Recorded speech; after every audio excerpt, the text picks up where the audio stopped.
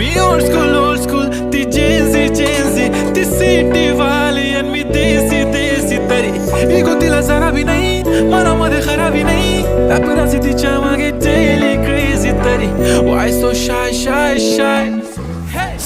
सुंदरी तुझं नाव काय आहे तुझं गाव काय आहे ग अरे सुंदरी तुझं नाव काय आहे तुझं गाव काय आहे ग